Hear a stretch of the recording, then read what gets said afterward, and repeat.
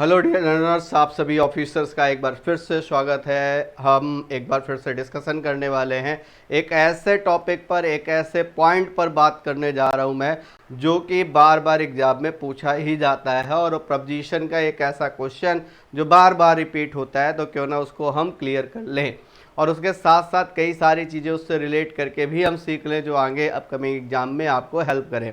तो आइए, प्रपोजिशन का ये जो सेशन है बेहद महत्वपूर्ण होने वाला है। कुछ ही चंद मिनटों का वीडियो है, पूरा देख करके जाइएगा और जो क्वेश्चन मैं आपसे पूछूंगा उनका कमेंट सेक्शन में कमेंट जरूर ड्रॉप करिएगा ताकि मुझे भी आइडिया लगे कि वो कॉन्सेप्ट आपको समझ आया या नहीं आया है। तो आइए ले चलता हूँ मैं आपको डायरेक्ट क्वेश्चन की ओर। ये एक ऐसा क्वेश्चन है जिसने आपके नाक में दम कर लिया होगा अगर आपने प्रीवियस ईयर सॉल्व किया होगा तो। ये क्वेश्चन है आपका, despite of hard work he failed in the examination.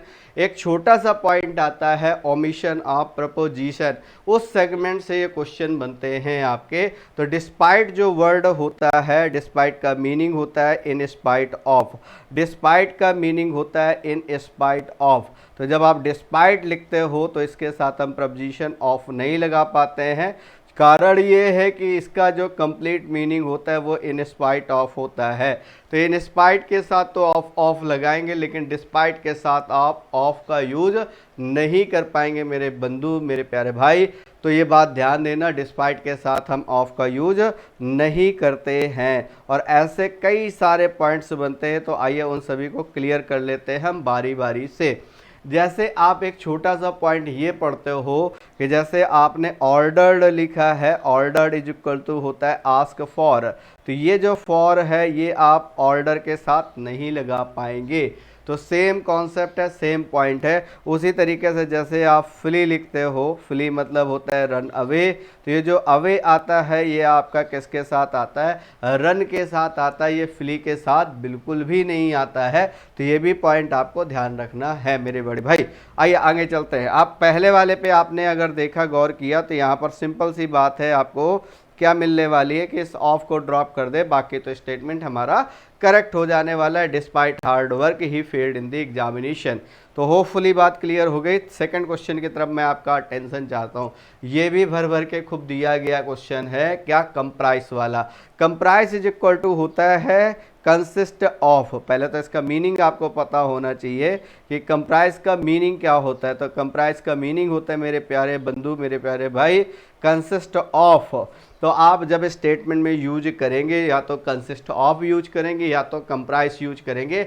ऐसा बिल्कुल भी नहीं करेंगे कि कंप्राइज के साथ ऑफ लगा करके दे दें, तो वो क्या हो जाएगा? गलत हो जाएगा।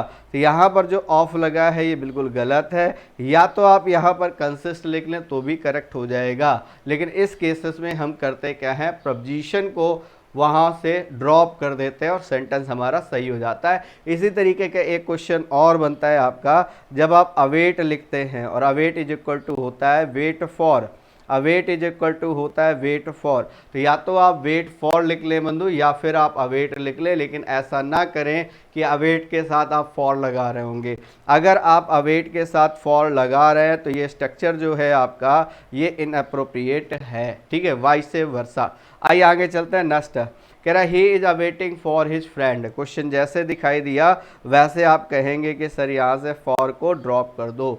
और एक मेरे बात, मेरे भाई, मेरे बंधु, ध्यान रखना कि जब आप वेट लगाते हो तो वेट के साथ फॉर आता है, लेकिन वेट के साथ ऑन भी आता है। और वेट ऑन करने का मतलब होता है सर्व करना, किसी की सेवा करना। वेट फॉर करने का मतलब इंतजार करना, प्रतीक्षा करना। तो दोनों प्रपोजिशन सही होते हैं और कई बार वेट ऑन लगा करके दे देता है तो बच्चे गलत करते हैं। वो क्या करते हैं, वहाँ पर वेट फॉर लिख देते हैं, ऑन को ड्रॉप करके फॉर लगा देते। तो मीनिंग जरूर चेक कर लेना। अगर प्रतीक्षा करने का मीनिंग है, इंतजार करने का मीनिंग है, तो वहाँ पर बंधु वेट फॉर बिल्कुल सही होगा। लेकिन अगर कहीं सर्व करने की बात है तो फिर वहाँ पर वेट के साथ ऑन ही लगाइएगा, ऑन के साथ ही जाइएगा। आइए अगले में चलते हैं, नेक्स्ट पॉइंट में चलते हैं। अगला है आपका कौन सा? Please listen me very carefully. अब ये वाला जो पॉइंट है इसको भी हम समझते हैं। ये सब सेम टाइप के जितने भी है वो सब एक जगह समराइज करके मैं आपको बता रहा हूँ। हियर इज इक्वल टू होता है listen to, here is equal to होता है listen to.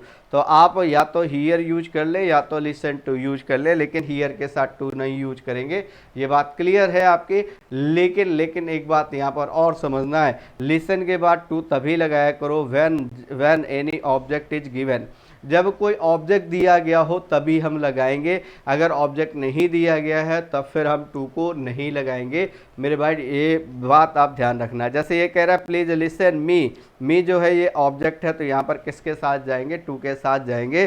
Please listen to me very carefully, please listen to me very carefully.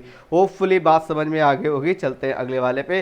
He came and set besides मी। तो ये दो आपके प्रपोजिशन बनते हैं, एक बनता है आपका बी साइड और एक बनता है आपका बी साइड्स। पहला बनता है आपका बी साइड और दूसरा बनता है आपका कौन सा बंधु, बी साइड्स। और दोनों का मीनिंग आप जानते हो। इसका मीनिंग होता है एक्सक्लूडिंग, इसका मीनिंग होता है एक्सक्लूडिंग, इसका मतलब होता है बाय द साइड ऑफ, इसका मीनिंग होता है बाय द साइड ऑफ। ठीक है, तो ये दोनों वर्ड होते हैं आपके। तो यहाँ पर ध्यान दीजिएगा कहाँ पर बी साइड का मीनिंग है, कहाँ पर बी साइड्स का मीनिंग आएगा। जैसे यहाँ कह रहा है he came and sat beside में ही आ जाएगा, ना कि बी साइड्स आ जाएगा। तो ये तो आसान सा पॉइंट था। अगले वाले पे चलते हैं। He flee away from there, he flee away from there. तो यहाँ पर क्या करोगे, अवे को ड्रॉप कर दोगे, चूंकि ऑलरेडी फ्लू लगा हुआ है। तो फ्लू का मीनिंग ये होता है रन अवे, तो वो जो अवे है वो इसके साथ नहीं लगा पाओगे। एक पॉइंट मैं आपको और बताता हूँ, अगला है वो है आपका रिजेंबल। रिजेंबल के साथ आप क्या करते हो, रिजेंबल का मीनिंग होता है, रिजेंबल का मीनिंग होता है लुक लाइक, लुक लाइक। ये तो ये जो लाइक है ये रिजेंबल के साथ नहीं लगेगा, लेकिन कई बार वो टू लगा देता है, कई बार विथ लगा देता है। तो ये बात भी ध्यान रखनी है, ना तो टू लगता है और ना ही विथ लगता है, ये पॉइंट आपको ध्यान रखने हैं। तो यहाँ पर रिजेंबल के साथ आप ध्यान रखिएगा, जब भी वर्ड रिजेंबल यूज करिए, ना तो आप इसके साथ लाइक लगा पाएंगे, ना तो इसके साथ टू लगा पाएंगे, और ना ही इसके साथ मेरे भाई मेरे बंधु विथ लगा पाएंगे। तो तीनों बातें ध्यान रखना। रिजेंबल के साथ हम क्या करेंगे, विथ को ड्रॉप कर देंगे। ही रिजेंबल्स हिज फादर, वह अपने पिता के समान दिखाई पड़ता है। होपफुली ये बात भी समझ में आगे होगी।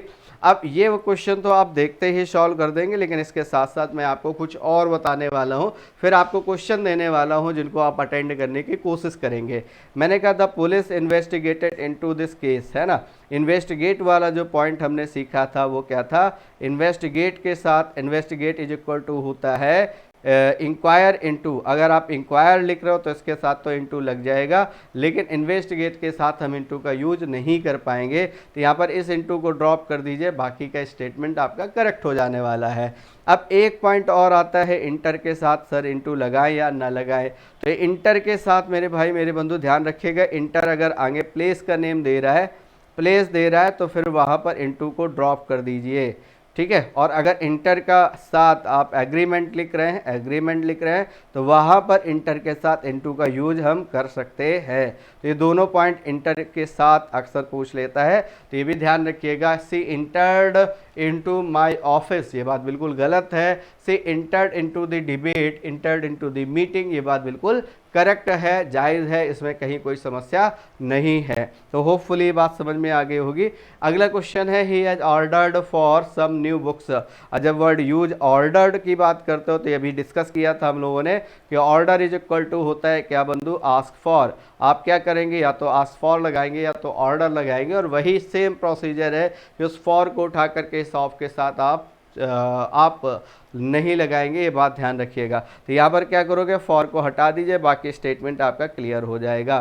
Please listen what your teacher says. अब ये दो स्टेटमेंट मैं आपको दे रहा हूँ, इन सेंटेंसेस को सॉल्व करके आप कमेंट सेक्शन में आंसर जरूर बताइएगा। एक स्टेटमेंट आपका कौन सा है, ये वाला है, please listen what your teacher says, और एक दूसरा स्टेटमेंट है आपका these songs are worth listening to.